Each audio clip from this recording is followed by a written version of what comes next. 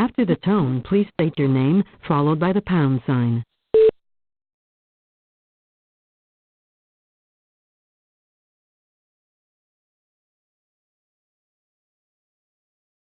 You will now be placed into the conference. Welcome to the Impact Assessment Agency of Canada's Overview of the Impact Assessment Act, Level 1 Training. Today's presentation is going to have the following 5 modules. Module 1 is an introduction. Module 2 is an overview of the Impact Assessment Act and its regulations. Module 3 is discussion on cooperation and participation. Module 4 will be an in-depth view of the impact assessment process. And Module 5 will discuss other relevant provisions, such as transitional provisions, federal lands, and regional and strategic assessments. The Impact Assessment Agency of Canada is a federal body that's accountable to the Minister of Environment and Climate Change. The agency delivers high-quality impact assessments that contribute to informed decision-making in support of sustainable development and serves as a center of expertise on this subject matter within the Government of Canada. Impact assessments are planning and decision-making tools that are used to assess the positive and negative environmental, economic, health, and social effects of proposed projects, as well as the impacts to Indigenous groups and rights of those Indigenous peoples. The Impact Assessment Act outlines a process for assessing the impacts of major projects and projects carried out on federal lands or outside of Canada. The Impact Assessment Agency of Canada is responsible for conducting impact assessments under the Impact Assessment Act. Some of the purposes of the Impact Assessment Act are to foster sustainability, ensuring and respecting the rights of Indigenous peoples, to consider the positive and adverse effects of environmental, social, health, and economic factors, which is basically a way of saying that we've broadened the scope of assessments. To establish a fair, predictable, and efficient impact assessment process, includes early, inclusive, meaningful public engagement, promotes partnerships with Indigenous peoples, ensures that decisions are based on science, Indigenous knowledge, and other sources of evidence, and assesses cumulative effects within a region. Overview of the Impact Assessment Act and its regulations. The Impact Assessment Act received royal assent on June 21st, and it came into force on August 28th of 2019. It lays out the impact assessment process and its regulated timelines, identifies factors that are taken into account during the IA and decision-making processes, provides tools to support cooperation coordination, enables the agency to support participant engagement through funding programs, and requires transparency through information made publicly available on the registry. Finally, it provides tools and authorities to ensure compliance. Now, what types of projects are subject to the Act? Designated projects are those projects that are described in the Physical Activities Regulations, or what's colloquially referred to as a project list. Some examples of these might be renewable energy, oil and gas, long, linear, or transportation-related projects, mining or nuclear projects, as well as a few others. The Minister may also designate any project that's not described in regulations based on factors set in the legislation. And finally, non-designated projects that are on federal lands and outside Canada are assessed by federal authorities before decisions are made. When the Act came into force, 2 other regulations also came into force at the same time. The first, as we discussed, is the Physical Activities Regulations, or the project list. It allows for a focusing of federal impact assessment on projects that have the most potential for adverse effects in areas of federal jurisdiction. The other set of regulations are the Information and Management of Time Limits regulations. These outline the information that the proponent must provide, the project description, outlines the documents that the agency must provide, and finally provides the circumstances whereby there's a suspension of legislated timelines. There are 2 types of impact assessments. There are those that are conducted by the agency, and these conducted by the agency means that the agency would be leading the assessment and engagement process, as well as working collaboratively with other jurisdictions, federal departments, in order to carry out the impact assessment. Or their impact assessments are conducted by review panels. In that case, the review panel, and not the agency, will be the one leading the assessment and engagement process, and it holds public hearings to allow the public, proponent, Indigenous groups, federal authorities, and other interested participants to provide their views and ask questions about the information that's on the record. We'll talk a little later about how these are coordinated with other jurisdictions. Now, there are some prohibitions, and these prohibitions are as follows. A proponent is prohibited from carrying out a designated project unless no impact assessment is required. That's a decision that is made as part of the impact assessment process. The proponent complies with conditions of the decision statement. Basically, it's at the end of the impact assessment process, or the agency permits the proponent to carry out an act or thing subject to certain conditions in order to provide the information required. An example of that might be if a mining proponent is permitted to carry out geochemical or geotechnical analyses in order to provide information to the impact assessment process. Finally, federal authorities are prohibited from making any decision that would enable a designated project to be carried out unless no impact assessment is required or the effects of the designated project are in the public interest. Cooperation and participation. These are some of the participants that are involved in the impact assessment process, and you'll see some of these logos later on in the process in Module 3. But some of the participants include proponents, Indigenous groups, the public, federal jurisdictions, other jurisdictions, the Impact Assessment Agency of Canada itself, the Minister, Governor and Council, and or review panels as well. As we discussed, cooperation with other jurisdictions means that in anticipation of the Act's implementation, the Government of Canada has committed to a one project, one assessment approach to impact assessment. These goals are to reduce duplication, increase efficiency, and certainty. The proposed Act contains a number of provisions which we'll discuss related to cooperation with other jurisdictions, including the requirement to consult and the authorization to enter into cooperation agreements. In other words, the agency is seeking to establish or renew bilateral cooperation agreements with other interested jurisdictions.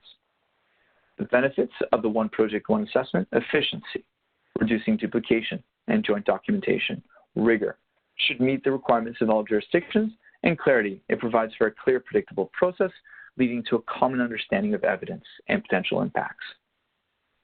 Cooperation agreements with other jurisdictions can be found in paragraph 114 of the Act, and the tools to improve the efficiency and effectiveness of cooperation, delegation, substitution, and joint review panels are sections 29, 31.1, and 39.1, respectively.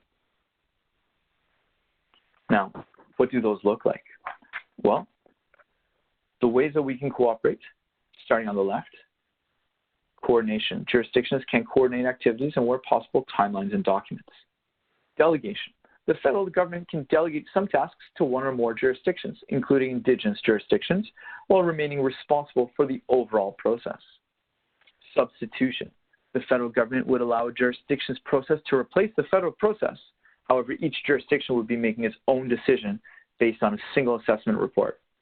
And finally, the joint review panel. Jurisdictions would jointly appoint panel members and agree on the terms of reference for that review panel, that independent panel, to conduct the impact assessment. A key aspect of the Act is the participation of Indigenous peoples, where the objective is that the rights of Indigenous peoples are respected and there are greater opportunities and capacity to participate in the impact assessments. These range from Indigenous governments having greater opportunities to exercise powers and duties under the Act, paragraph 114, 1D and E of the Act, that the agency is itself responsible for coordinating engagement and consultation for all federal assessments, paragraph 155B. The agency must take into account Indigenous-led assessments and Indigenous knowledge, rights, and culture, section 22.1. And adverse impacts on rights must be considered in key decisions, sections 9.2, 16.2, and 63D. Public participation and transparency. As well, the Act has an objective to increase greater public trust in impact assessment and decision-making, providing timely opportunities for meaningful public participation. These range from those public participation opportunities early in the planning stages and the impact assessment process itself, sections 27 and paragraph 51.1c, enhancing the registry to provide greater access to information, including the rationale for decisions and not just those decisions themselves, sections 104 to 108, and that the participant funding program includes broader eligible activities and has further funding. Module 4, the impact assessment process. We're going to be spending a little bit of time on this. As I mentioned earlier, you can see those key participants in the impact assessment system, and you can see that they're found in the 5 different phases of the impact assessment process, ranging from planning, impact statement, the impact assessment, lesser in the decision-making stage, and then in post-decision. Phase 1, the planning phase. We're going to spend a little bit of time on here, so don't worry. How does it work? Well, here we go. The proponent determines if its project is described on the project list. If the project is a designated project on the project list, the proponent submits an initial project description to the agency. Top left here, light blue box. Once the agency determines that the initial project description is in conformity with those regulations I referred to earlier, the information requirements and time management regulations, if they're not, the proponent must resubmit. If they are, the agency informs the proponent and that they're conforming, and it posts on the agency's registry intranet site. The agency will then offer to consult with other jurisdictions and with Indigenous groups that may be affected by the designated project in order to prepare for a possible impact assessment. It will contact and collaborate with other expert federal authorities who may be in possession of specialist or expert information or knowledge. The agency would initiate engagement consultation activities with Indigenous groups, local communities, and the public on the issues concerns with the project, and these would be informed by the initial project description in order to ideally identify key issues of concern and to determine how Indigenous groups and the public would like to be engaged should an impact assessment be required. The agency will then prepare a summary of issues that includes issues that were raised by the public, Indigenous groups, and other jurisdictions during consultations and engagement. The agency would provide the summary of issues to the proponent, and a copy will be posted to the registry. The proponent will then prepare a response to the summary of issues that would explain how it intends to address the issues raised and a detailed project description. And these would come as one document according to the information requirements and time management regulations. Once completed, the proponent submits these documents to the agency. The agency reviews the detailed project description and posts it to the registry once it's accepted. The agency will determine if an impact assessment is required and post the decision and the reasons for the decision to the registry. Now, if an impact assessment is required, the agency will continue engaging with the public to develop the public engagement plan, public participation, with Indigenous groups to develop the Indigenous engagement and partnership plan, with other jurisdictions to develop the impact assessment cooperation plan, and with federal regulators to develop the permitting plan. And finally, the agency will continue developing the draft tailored impact statement guidelines. The agency would engage on the draft tailored impact statement guidelines and plans that would be posted to the registry for comment. The agency will consider the inputs received in order to finalize the tailored impact statement guidelines and those plans. Once finalized, the final documents will be posted to the registry with the notice of commencement before the end of the 180-day planning phase. If the minister, this is also the time when the Minister of Environment and Climate Change would receive a request from another jurisdiction to substitute their process for the impact assessment process. Now, you'll see that we spoke to the left here, where the green button is, but what about to the bottom right? If an impact assessment is determined not to be required, then that means the proponent may proceed in conformity with other regulations, such as, for example, the Fisheries Act. We spoke to this a little bit, but this is another way of looking at those key steps and the timelines for those first 80 days of the 180 days. We receive the initial project description, and it's accepted, engagement starts. Agency has about a 30-day service standard in order to review the project description, preparing the summary of issues. That takes 10 days, which is then provided to the proponent, who then has about 30 days to submit the detailed project description in response to the summary of issues. And the agency then has 10 days to determine if an impact assessment is required. Now, why are we spending so much time in the first 80 days? It's to introduce proposed projects into the impact assessment process, to engage with Indigenous peoples and the public to identify issues and concerns, including potential impacts to Indigenous rights related to proposed projects, to produce a detailed project description responding to identified issues and concerns. This basically means that proponents can alter the project description to respond to those issues and concerns or to alter project design. This early planning opportunity can help avoid key issues coming up later on in the assessment process. And finally, the first 80 days allows for a quick determination about whether or not an impact assessment is required. By day 80, the decision is being made about whether or not an impact assessment is required. If an impact assessment is required, there's 100 days left, taking us to the day 180. The agency would start around day 80 and probably a little bit before, drafting the tailored impact statement guidelines and those plans.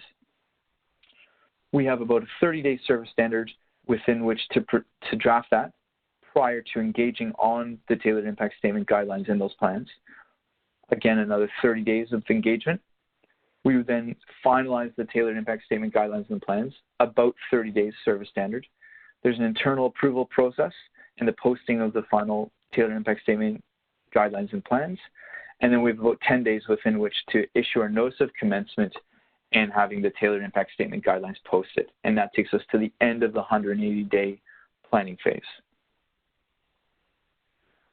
Why do we split this planning phase the way we did? And what's the purpose of this last 100 days? The purpose, of course, is to identify opportunities and plans for collaboration and cooperation with other jurisdictions. Basically, the Impact Assessment Cooperation Plan, providing clarity and certainty around meaningful participation and consultation through the impact assessment process. The Public Partnership Plan and Indigenous Engagement and Partnership Plans, to provide clarity to proponents on anticipated regulatory needs for the project to proceed. The Permitting Plan, and to tailor guidelines that will clearly identify studies and information requirements for the impact statement developed by the proponent, the Tailored Impact Statement Guidelines. So as you can see, there's a very valuable use of those 100 days. The Tailored Impact Statement Guidelines outline all the information and studies the agency determines are necessary to conduct the impact assessment. The agency will consult with federal authorities and other participants and experts. The guidelines form the basis of the proponent's impact statement preparation, and the impact statement must meet the requirements identified in the guidelines. The agency will determine the scope of the impact assessment factors to be taken into account in the impact statement and outlines out the scope in the guidelines. The scope of the factors to be taken into account under subsection 22.1 are we just discussed, except that there's a few that would not be, which are G, M, N, O, P, Q, and R. Now, I'm not going to read these for you. These are all found in subsection 22.1. But as you can see from this slide and the following slide, there are quite a few factors that would be scoped into the Tailored Impact Statement Guidelines.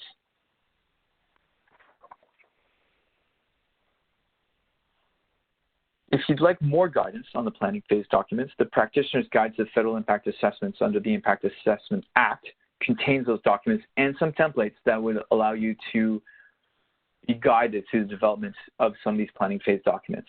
And while these are hyperlinked, you can find these all on our website. Phase 2, as you recall, from the left here, on day 180, the agency has issued the notice of commencement. That's the notice of commencement of the impact statement, of the impact assessment, I should say. The proponent then drafts the impact statement, submits the impact statement. The agency would review the impact statement collaboratively with federal authorities to ensure that it meets the requirements of the Tailored Impact Statement Guidelines. There'd be a comment period on the impact statement. And finally, the agency would accept the impact statement and issue notice of determination. And according to the legislation, the proponent has 3 years maximum with which to do this. And as you can see just below the timeline, it does say consultations and engagement continue because it's assumed and anticipated that the proponent and the agency would be conducting consultations and engagement throughout this 3-year process. So what's the purpose of the impact statement process? Well, it's to outline and evaluate the impacts of the project, and that's conducted by the proponent. The proponent prepares its impact statement based on the tailored impact statement guidelines. These guidelines, again, are the result of scoping that took place in the planning phase, and they describe the necessary information and studies that are required in the proponent's impact statement. The proponent gathers information through studies and by engaging with Indigenous groups and the public to inform the impact statement, and the proponent would seek advice from the agency and federal authorities in order to better reflect the guidelines required in the impact statement. The agency determines whether the sorry, I just jumped ahead here, but how does the agency determine if the information requirements have been met? Well, the agency determines whether the information requirements that are set out in the tailored impact statement guidelines have been met, and these are informed by contributions from federal authorities, other jurisdictions, Indigenous groups, the public, and other participants. Where information requirements have not been met, the agency will request this information from the proponent. However, no new information beyond what was required in the guidelines can be requested without strong rationale. The agency accepts the impact statement and posts a notice of determination on the registry once they are satisfied that it has met the requirements detailed in the guidelines.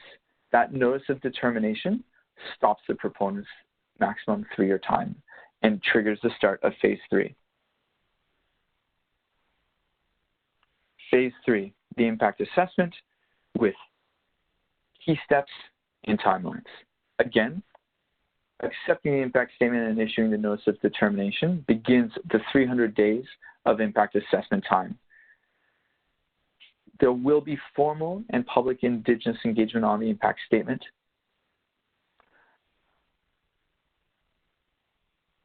And there will be engagement on our reports and on the draft impact assessment report and potential conditions, as well as then finalizing the impact assessment report and those potential conditions. And the impact assessment report and potential conditions must be sent to the minister. That is a maximum of 300 days for an agency-led impact assessment. However, the timeline is between 300 and 600 days for an assessment conducted by the review panel, and that timeline is set out in the terms of reference of the review panel itself. This phase, the impact assessment, is conducted by either the agency or a review panel, Section 51 of the Act. It considers sustainability, the positive and negative environmental, health, social, and economic impacts of designated projects, as well as utilizing gender-based analysis plus through this, Section 22(1) of the Act. And it takes into account a number of factors that include a consideration of Indigenous rights, knowledge, and culture. Again, Section 22 of the Act. The purpose of this 300-day phase is to outline and evaluate the impacts of the project, including the federal government's or the agency's analysis of the proponent's impact statement. And this would be a technical review of the impact statement. The agency would prepare a draft impact assessment report and draft potential conditions. This would be conducted through engagement with public Indigenous groups to seek their views, consultation with Indigenous groups, and potentially co-development of parts of the impact assessment report and potential conditions will be conducted by Indigenous groups. The finalized impact assessment report and potential conditions are sent to the minister to inform the minister's public interest determination. Basically, the impact assessment report document is a document that summarizes the impact assessment process that took into consideration the information and analysis by the proponent and the associated perspectives of expert federal departments, Indigenous groups, the public, and other provincial, territorial, or Indigenous jurisdictions. The impact assessment report must provide sufficient information to the Minister of Environment and Climate Change or the Governor and Council to make a public interest determination. And as you can see from other points on this slide, this is the document that supports the Minister's public interest determination, and it includes some other points. The analysis of those positive and adverse effects within federal jurisdiction or that are direct or incidental, the extent to which those effects are significant, how the agency or review panel took into account and used Indigenous knowledge provided, a summary of the comments received from the public, and recommendations with respect to mitigation measures and follow-up programs. Now, assessments by review panel. As you recall from earlier, within 45 days of the notice of commencement of the impact assessment itself, the minister may refer an impact assessment to a review panel if he or she considers it's in the public interest, section 36(1). A review panel holds hearings that are open to the public and itself prepares the impact assessment report, paragraph 51(1)(c). All impact assessments of designated projects that are regulated by the Canada Energy Regulator and the Canadian Nuclear Safety Commission are automatically referred to an integrated review panel. This panel process meets the requirements of the respective regulator acts as well as the Impact Assessment Act, and it does result in one report, which would include proposed conditions. These are sections 43 and 51(2) and 3 of the Act. As I discussed earlier, the timeline is up to 600 days from the establishment of the review panel, and that's found in section 37(1). Phase 4, decision-making. These are the key steps, and you can see we've broken this up a little bit. Decision by the minister, and that would be an impact assessment conducted by the agency. The minister has 30 days within which to make his decision, and those 30 days are from when the impact assessment report is posted on the registry site, and this decision is the minister's public interest determination. These are found in sections 61, 62, and 65(3). However, the decision can be referred by the minister to Governor and Council for consideration, and any review panel is automatically referred to the Governor and Council for consideration. And in that case, similarly, but in this case the timeline is 90 days for the Governor and Council to make the public interest determination. However, it is still the minister that provides the decision statement itself. Now, what's the purpose here? This determination by the minister or by Governor and Council, which is another way of saying cabinet, on whether or not the adverse effects in federal jurisdictions and the adverse direct and incidental effects are in the public interest. This public interest determination is based on the impact assessment report and considers the following factors: the project's contribution to sustainability, the extent to which the adverse effects within federal jurisdiction and the adverse direct or incidental effects are significant, what the associated mitigation measures are, the impacts on Indigenous groups and adverse impacts on rights, and the extent that the project's effects hinder or contribute to Canada's environmental obligations and its climate change commitments. The decision statement issued by the minister to the proponent includes the public interest determination, the reasons for that determination, enforceable conditions, expiry date, and description of the project. As you can well imagine, these is to make sure that the project that the minister is approving is contained within the decision statements so that there's no changes to it. As well, the expiry date is to ensure that proponents begin the project within a reasonable time frame. And all these aspects are found within Section 65 of the Act. As well, to enable greater flexibility and an adaptive management, the minister can amend decision statements. That power is found within Section 68. However, this Section 68 power does not allow the minister to change the decision about whether or not the project is in the public interest. Finally, Phase 5, the post-decision phase. And there are some key steps here. Obviously, the minister must issue its decision statement, and then the proponent would be seeking regulatory approvals as required. It must begin the project within the time limits identified, implements any follow-up programs it has, and it complies with conditions associated with the decision statement.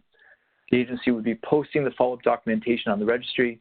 It may establish monitoring committees, and it promotes, educates, monitors, and facilitates compliance. And we do have a compliance arm that helps with that.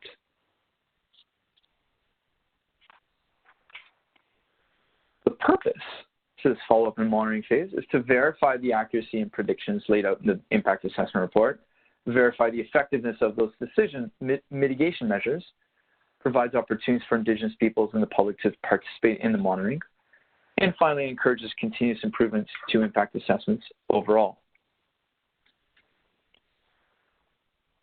Amendments to the decision statement. I referred to this a few slides earlier, and that's section 68. This authority is provided to the minister to amend a decision statement, and the minister may add or remove a condition or amend a condition, or it may modify the designated project's description. However, the determination of public interest cannot be changed, and notice of the intended amendment and an invitation for public comment must be posted on the registry. And only after considering comments received will the final amendment and the reasons for it be posted on the registry. In the case of integrated assessments with the CNSC itself, the minister cannot amend or remove conditions that have been designated to be part of the license issued under the Nuclear Safety and Control Act. For the other life cycle regulators, like the Canada Energy Regulator, the minister must offer to consult with the life cycle regulator itself prior to amending those conditions. As well, Section 155 provides the agency with some compliance and enforcement tools, and these are to promote, educate, monitor, and facilitate compliance with the Impact Assessment Act and conditions set out in decision statements, undertakes compliance and enforcement activities to prevent non-compliance and prevent adverse environmental effects, promotes a consistent, transparent approach to compliance with and enforcement of the Impact Assessment Act, and provides for the ability to establish environmental monitoring committees to help provide additional confidence in the science and evidence used. These provisions to verify compliance, issue orders, and correct non-compliance include having designated enforcement officers and analysts, and a new penalty scheme with increased fines. Inspection activities include both on and off-site inspections. And the agency is transparent about its compliance and enforcement activities by sharing that information with the public. The agency intends to apply the Impact Assessment Act in a manner that is fair, predictable, and consistent. And the agency will examine suspected contraventions of the Impact Assessment Act, of which it has knowledge, and takes appropriate action consistent with this. And that includes the encouragement of the reporting of suspected contraventions. For integrated assessments with life cycle regulators, if the conditions that are being contravened are designated or deemed to be part of the license or certificate, the life cycle regulator itself will be responsible for compliance and enforcement activities. Other relevant provisions of the Act. It's a bit of a busy slide, but it's here to help us. There are transitional provisions. Section 179.3 looks at comprehensive studies under SIA 2012. As you recall, SIA 2012 had a transition provision itself to include comprehensive studies that hadn't been completed yet prior to the implementation of SIA 2012. If the comprehensive study report hasn't been published, that comprehensive study is terminated. If the comprehensive study report has been published, then the project continues under SIA 2012 as if SIA 2012 had not been repealed. Section 182 provides for EAs by the NEB and the CNSC under SIA 2012. And Section 181 and Section 183.2 provides for EAs that environmental assessments by the agency under SIA 2012 or environmental assessment referred to review panels under SIA 2012. And those continue under SIA 2012 as if it had not been repealed. However, Section 181.4 subsection and as well as 183.2 does provide proponents with the ability to opt in to continue their environmental assessment under the Impact Assessment Act if they so choose. Federal lands, which are found under sections 81 to 91 of the Act. Authorities, including federal authorities, again, must not carry out projects on federal lands or outside Canada if they are likely to cause significant adverse environmental effects. The determination of whether a project is likely to cause significant adverse environmental effects must be based on the following factors: adverse impacts on the rights of Indigenous peoples of Canada, Indigenous knowledge provided with respect to the project, community knowledge provided with respect to the project, comments received from the public under subsection 86.1, and mitigation measures that are technically and economically feasible.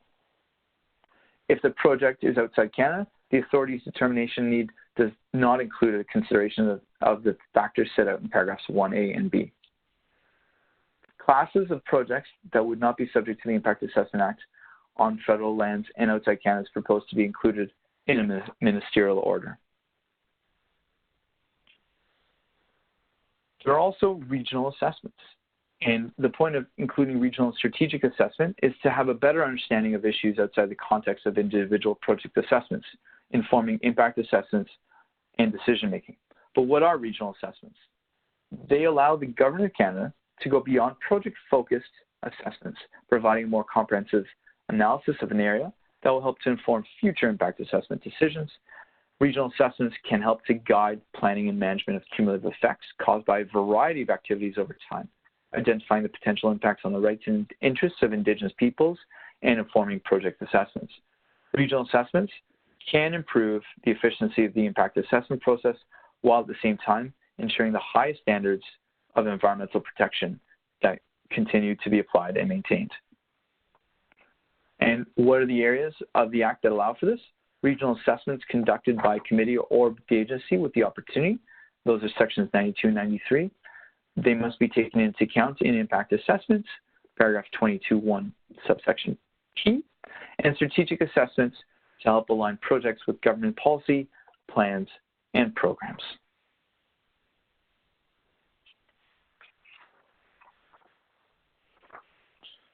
Whew, we're almost there, folks. So hopefully, what have you learned today? Well, this presentation has provided a brief introduction to the Impact Assessment Act and the process for federal impact assessments in Canada. Fundamentally, impact assessment is supposed to be a planning and decision-making tool. It provides for participation throughout the process, and there are 5 phases, as we discussed. The planning phase, the impact assessment statement phase, the impact assessment phase, decision-making, and post-decision. And further reference documents can be found on the agency's website, and you can find that. I'm not going to read these out to you, but the links are here, and the Practitioner's Guide to Federal Impact Assessments under the Impact Assessment Act. The full text of the Impact Assessment Act can be found at the Parliament's website, and as you recall, I referred to quite a few of these subsections throughout the process, throughout this presentation. Our registry is found at our website itself, and as well the 2 sets of regulations can also be found either on our website or at the impactassessmentregulations.ca website. I'd like to take a moment to thank you all for your participation and your patience through this process, and I hope that this level 1 training has been effective and that you've learned hopefully quite a bit. Thank you very much, and have yourselves a great day.